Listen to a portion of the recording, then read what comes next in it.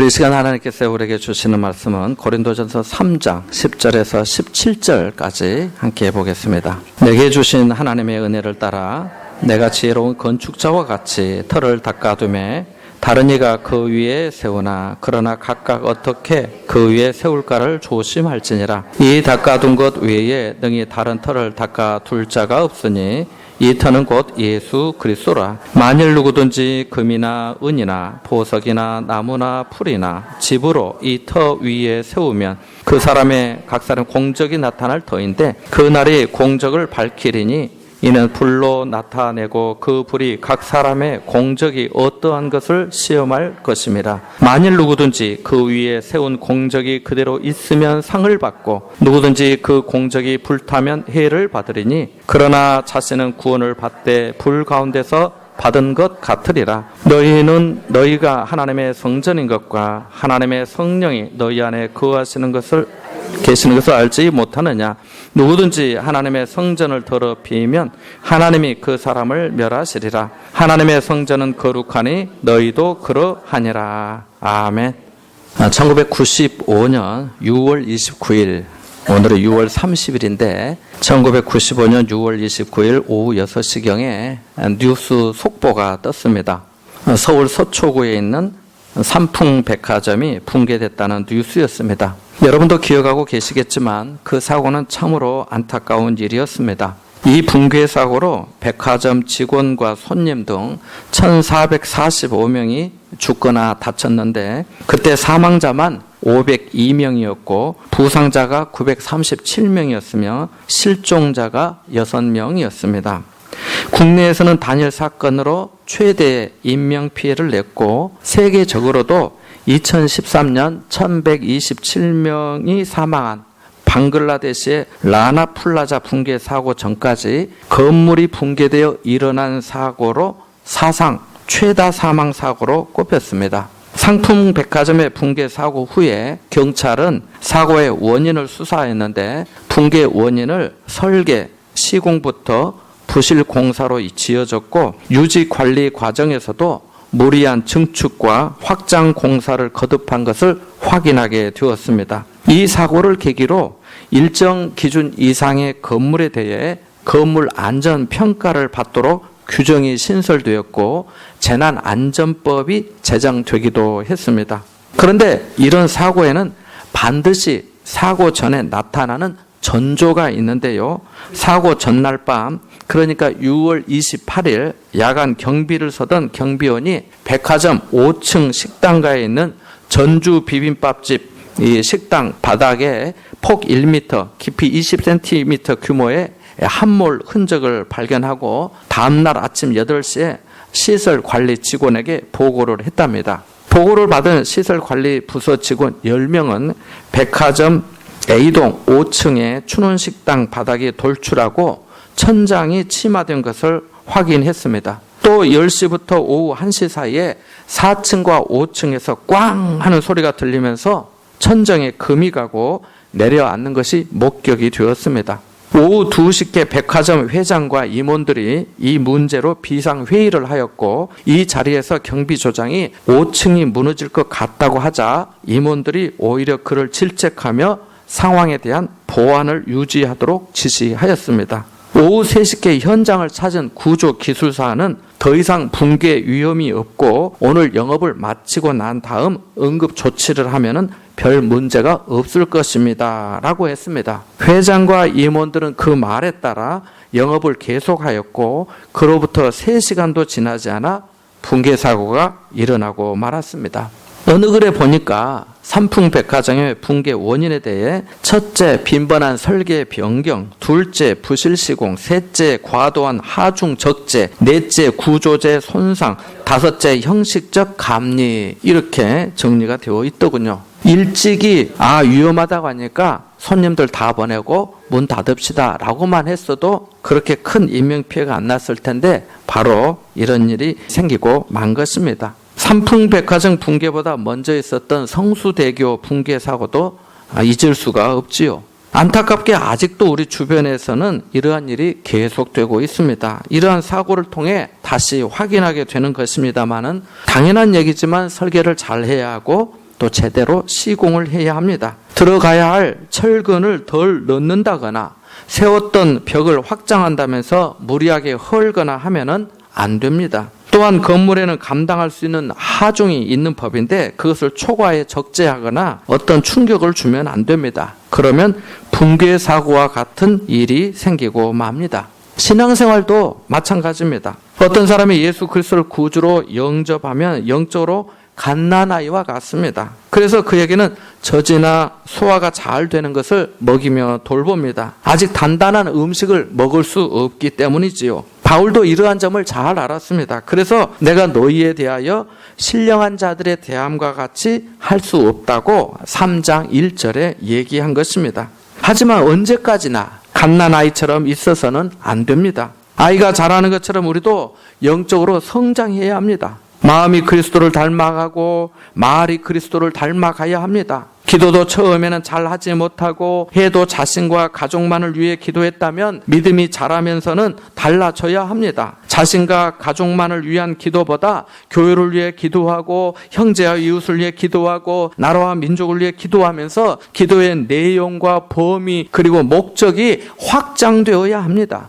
그런데 믿음이 자라지 못하고 나는 누구에게 속하였다. 나는 누구만 따른다. 나는 누구 편인데 너는 어느 편이냐. 우리와 같은 말을 하지 않으면 당신과 상종하지 않겠다고 하면서 시기와 분쟁을 일으키면 아직도 육신에 속한 자라 할 수 있습니다. 시기와 분쟁은 사람을 따라 움직이는 것이기 때문입니다. 그리스도에게 기초를 둔 것이 아니라 사람에게 기초를 두고 움직이기 때문에 그 생명은 마치 부실 시공된 건물과 같습니다. 이러한 일이 고린도 교회에 있었던 것입니다. 그러니까 건물이 붕괴되기 전에 나타나는 전조가 있는 것처럼 교회도 그렇습니다. 그래서 바울이 나는 바울에게, 나는 아볼로에게, 나는 베드로에게, 나는 그리스도에게 속하였다고 하는 사람들에게 그리스도께서 어떻게 나누었느냐? 바울이 너희를 위하여 십자가에 못 박혔느냐? 너희가 바울의 이름으로 세례를 받았느냐? 라고 1장 13절에서 물었던 것입니다. 생각해 보라는 것입니다. 똑바로 알라는 겁니다. 왜 이렇게 졌냐는 겁니다. 이렇게 하면은 결국 예수 그리스도의 십자가의 복음이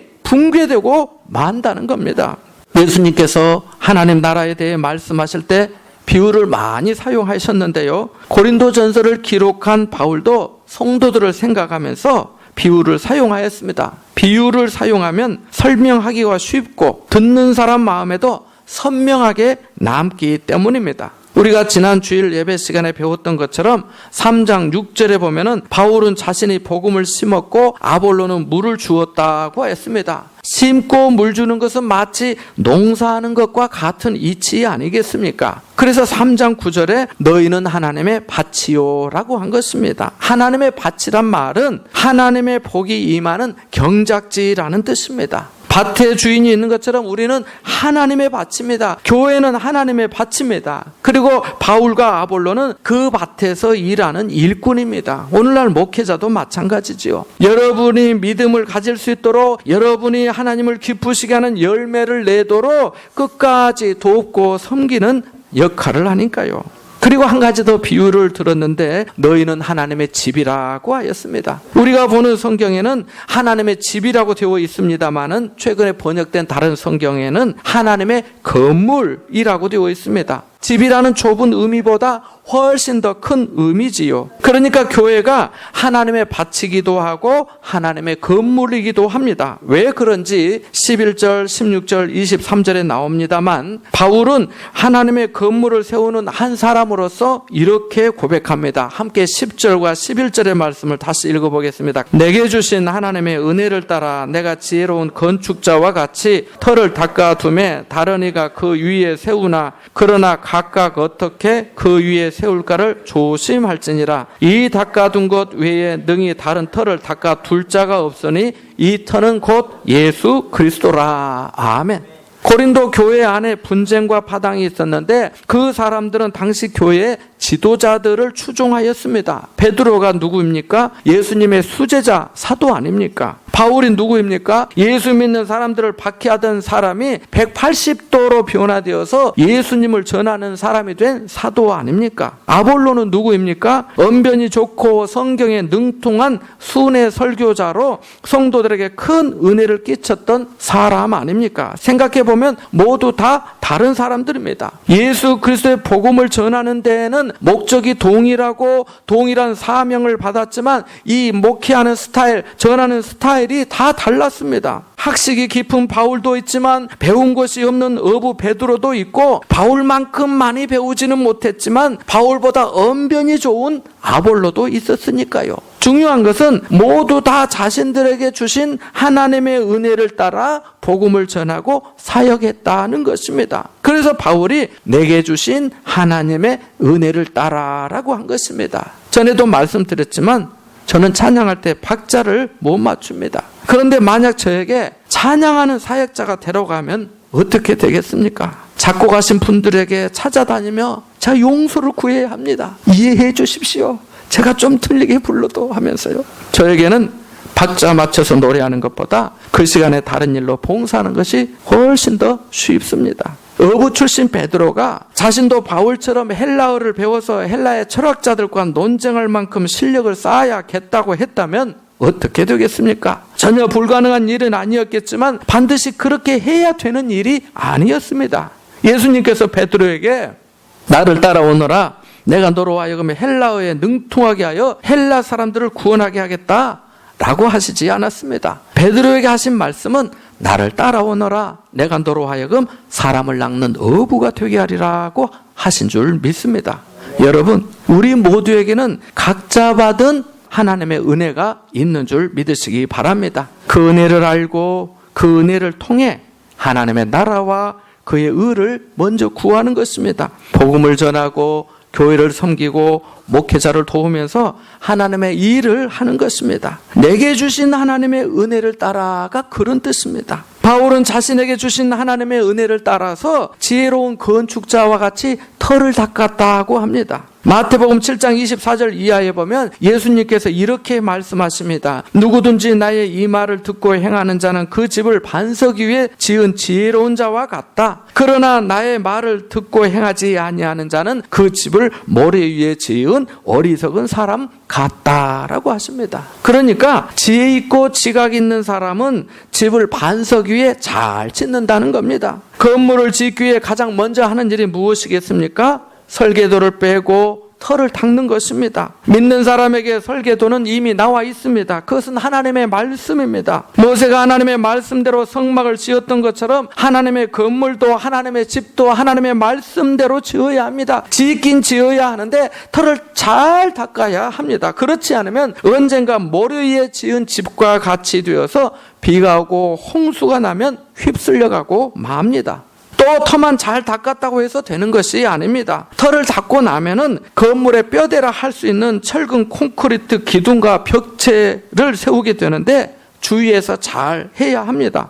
철근을 제대로 넣어야 하고 콘크리트 강도도 건물 용도에 맞게 배 앞에 타설해야 합니다. 그래서 다른 이가 그 위에 세우나 그러나 각각 어떻게 그 위에 세울까를 조심하라고 한 것입니다. 3장 8절의 말씀대로 각각 자기가 일한 대로 자기의 상을 받을 것이기 때문입니다.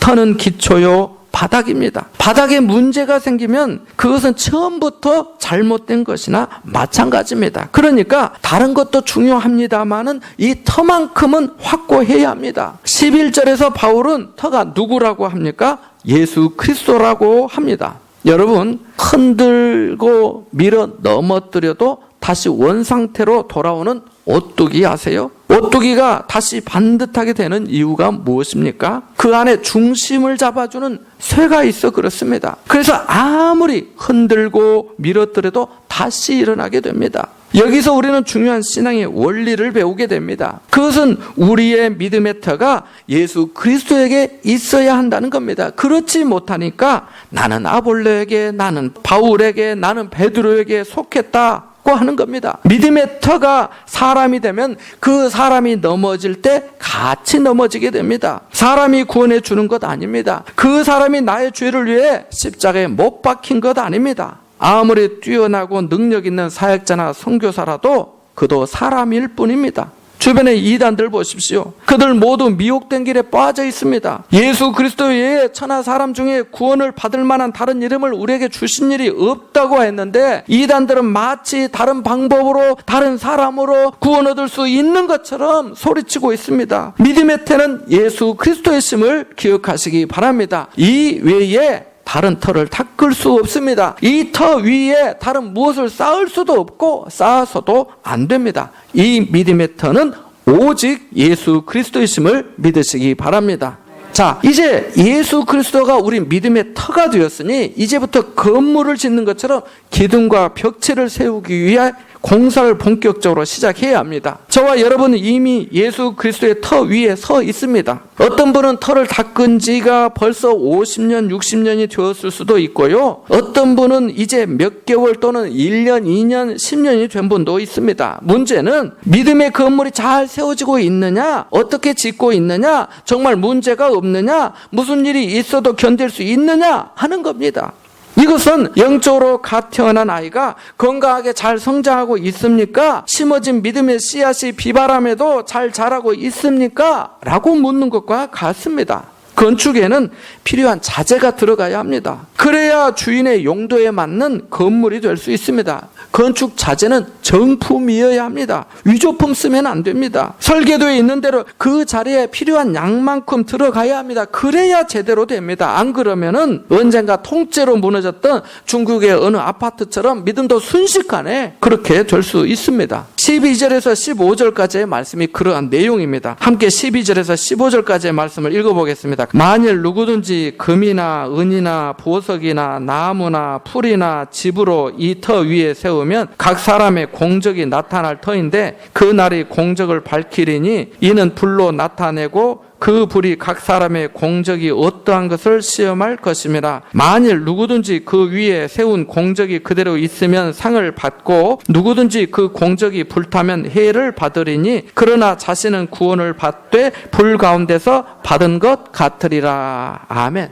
이 말씀이 다른 성경에는 좀 더 실감나게 번역이 되어 있는데요. 한번 경청해 보시겠습니까? 이 기초 위에다가 어떤 사람은 금으로, 어떤 사람은 은으로, 어떤 사람은 보석으로, 어떤 사람은 나무로, 어떤 사람은 마른 풀로, 어떤 사람은 집으로 집을 짓는다고 합시다. 이제 심판의 날이 오면 모든 것이 드러나서 각자가 한 일이 명백하게 될 것입니다. 심판의 날은 불을 몰고 오겠고 그 불은 각자의 업적을 시험하여 그 진가를 가려줄 것입니다. 만일 그 기초 위에 세운 집이 그 불을 견디어내면 그 집을 지은 사람은 상을 받고 만일 그 집이 불에 타버리면 그는 낭패를 볼 것입니다. 그러나 그 자신은 불 속에서 살아나오는 사람같이 구원을 받습니다. 대략 무슨 뜻인지 감이 잡히시지요? 우리 모두가 예수 그리스도의 터 위에 믿음의 집을 짓는데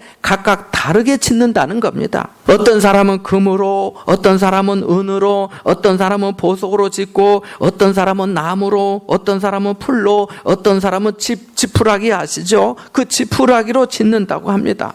여러분은 어떤 것으로 집을 짓고 싶으십니까? 만약에 여러분이 부모님을 위해 집을 하나 지어드린다면 무엇으로 지어드리고 싶으십니까? 반대로 여러분이 자식을 위해 집을 하나 지어준다면 무엇으로 지어주고 싶으십니까? 비용이 적게 들고 일하기 쉬운 것으로 하는 것이 나을까요? 아니면 비용이 좀 들더라도 살만한 집을 짓는 게 나을까요? 이미 터를 잡은 지도 오래됐고 집도 어느 정도 지어졌다면 그 집은 무엇으로 만들어진 집입니까? 우리가 서로 말은 안 해도 어떻게 해야 좋은 집이 되는지 잘 아는 것처럼 고린도 교회의 성도들도 이 말씀을 들을 때 무슨 뜻인지 금방 알았을 것입니다. 안 그렇겠습니까? 자, 이렇게 각자가 터 위에 집을 세웠는데 각 사람의 공적이 나타날 때가 온다고 합니다. 여기서 공적은 업적을 말하는데요. 그리스도의 복음 위에 십자가의 원리를 따라 지었느냐는 것입니다. 터의 가치를 아는 사람이면 그 가치에 맞게 자재를 쓸 것이고, 더해 가치를 모르는 사람은 가치 없는 재료들을 쓸 것입니다. 여기서 바울은 건물의 규모와 화려함을 말하지 않습니다. 공적이 나타날 때가 오는데 그 공적에 대한 판단은 믿음의 집이 심판날에 불에 타느냐 타지 않느냐로 시험하여 됩니다. 이것은 건물의 터인 예수 그리스도와 질적으로 맞느냐 안 맞느냐의 문제를 말합니다.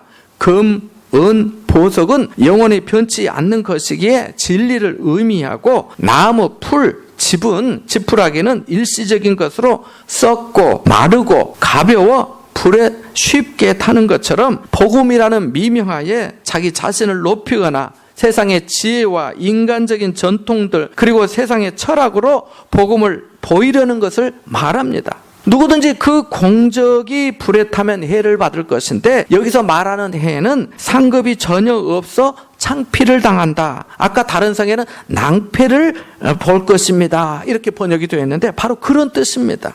그러니까 믿음의 터인 예수 그리스도가 있으니 구원은 받지만 그 터 위에 세워진 자재가 부실하고 부실 시공으로 불에 타버렸기 때문에 상급이 없는 구원을 받는다는 것입니다. 그래서 구원을 받되 다른 것은 다 잃어버리고 불 속에서 살아남은 사람처럼 받을 것이라고 합니다. 여러분의 집은 어떻습니까? 불이 나도 공적이 끄떡 없겠습니까? 아니면 불이 나기도 전에 바람만 불어도 날아갈 것 같습니까?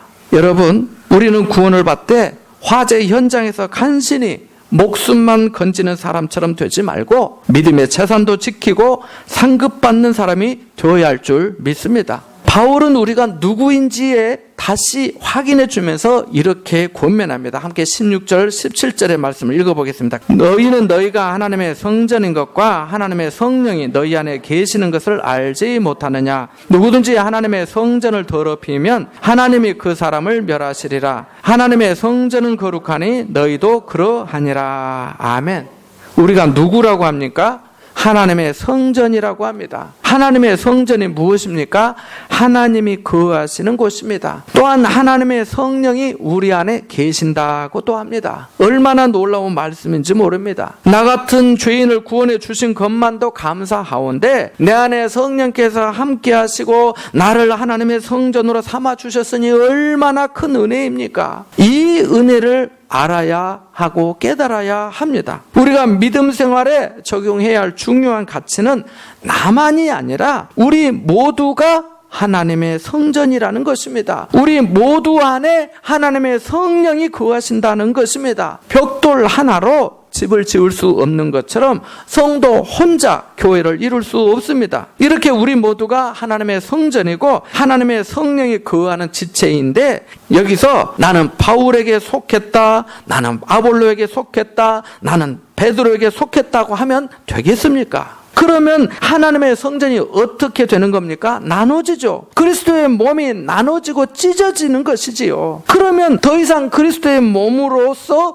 존재 가치가 없게 됩니다. 이런 이야기를 바울이 고린도 교회 성도들에게 하고 있는 것입니다. 그리고 오늘 우리에게도 하고요. 만약 시기와 분쟁으로 아직도 육신에 속한 자와 같다면 그것이 곧 하나님의 성전을 더럽히는 것이 된다고 합니다. 더럽히는 것이 이뿐이겠습니까? 성도들의 믿음을 허물어뜨리는 거짓 교훈들, 경쟁의식으로 불화하게 하는 것, 대강 쉽게 믿으라고 하는 부추김, 교회에 대한 부정적인 언사, 무관심과 이기심 등이 모두 하나님의 교회를 더럽히는 것입니다. 여러분, 하나님의 성전이 거룩한 것처럼 우리도 거룩해야 합니다. 그래야 하나님의 성전답다 할 수 있지 않겠습니까? 하나님의 성령은 우리 안에 거룩함을 이루시는 분이시지 죄를 조장하고 악에 빠지게 하는 분이 아닙니다. 사랑하는 여러분, 우리의 믿음의 터는 오직 예수 그리스도이십니다. 그 위에 우리가 믿음으로 하나님의 성전을 지어가고 있는데, 주님 오시는 날, 심판하시는 날에 불로 시험하면 그 집이 어떠한지, 불에 견디는지 불에 타는지 공적이 나타나게 될 것입니다. 그 진가가 드러날 것입니다. 그때 그 위에 세운 공적이 그대로 있으면 상을 받고 불에 타 없어지면 구원은 받되 아무 상금 없이 불 속에서 살아남은 사람처럼 될 것입니다. 지금까지 예수를 믿었는데 기도하며 헌신하고 봉사했는데 기왕 상급까지 받아야 되지 않겠습니까? 세상에서는 알아주는 사람 없어도, 세상에서는 별 볼 일 없어도, 세상에서는 받을 상이 없어도 주님께서는 알아주실 줄 믿습니다. 주님께서는 우리를 특별히 보아주실 줄 믿습니다. 주님께서는 우리를 위해 상급을 예배해 주실 줄 믿습니다. 여러분, 우리 모두가 하나님의 성전입니다. 여러분, 우리 모두에게 하나님의 성령이 거하십니다. 거룩함으로 하나님께 영광을 돌리고 더욱 견고하고 복되게 함께 지어져가는 하나님의 집이 되시기를 바랍니다. 이러한 은혜가 여러분과 함께 하시기를 축원합니다.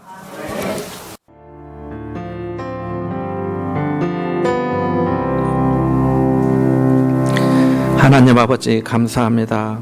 예수 그리스도의 터 위에 믿음의 집, 영원한 하나님의 집을 지어가게 하심에 감사를 드립니다. 불에 타는 것이 아니라 불에 타지 아니하는 것으로 잘 짓게 하여 주옵소서. 지혜로운 믿음의 건축자가 되게 하시고 하나님의 성전답게 하나님의 성령이 거하시는 사람답게 살아가게 하여 주옵소서.